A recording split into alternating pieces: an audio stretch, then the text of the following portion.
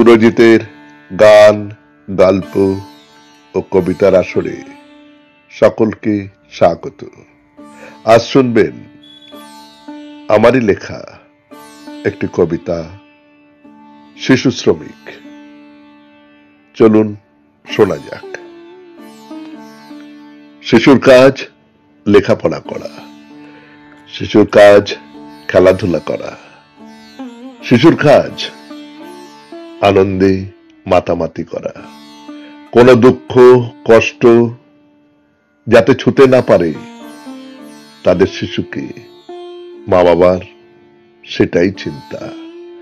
জানি আমরা শিশু শ্রমিক নিষিদ্ধ, কিন্তু পাড়ার চায়ের দোকান থেকে মা ইট ভাটা সর্বত্রই তাদেরই উপস্থিতি।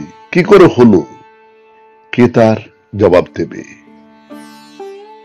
ভারতের মতো দেশে, যেখানে দারিদ্র সীমার নিচে বসবাস করে প্রায় 30% মানুষ, তাই তো শিশুকে বাধ্য হতে হয় তাদের সুন্দর শৈশব ছেড়ে সংসারের অর্থ যোগানে সামিল হতে।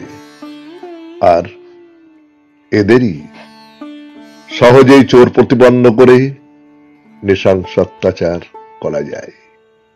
তারই উপমা দেখি আমরা দিকে দিকে, জ্বলন্ত উদাহরণ, পা বেঁধে চুলিয়ে মারতে মারতে হত্যা করা।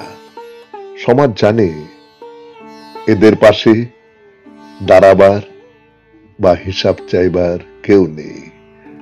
মনের ভিতরটা দুমড়িয়ে মুচড়িয়ে ভেঙে চলে যাচ্ছে। এর কি কোনো প্রতিকার নেই? সমাজ, সংসার, সরকারের কি কোনো দায়িত্ব নেই? জানি কোনো ঘটনার সামনে এলে হইচই হবে। কিছু মানুষ, কিছু তথাকথিত বুদ্ধিজীবী সমাজ চিৎকার করবে, তারপর সব শান্ত। আবার সেই বিরামহীন পথ চলা। নমস্কার, শুনলেন স্বরচিত কবিতা শিশু শ্রমিক। কলমে ও কণ্ঠে সুরজিৎ দাস, সম্পাদনায় সুরজিৎ দাস, সেতারে ধ্রুব বাগচি। ছবি ও ভিডিও গুগল থেকে সংগৃহীত।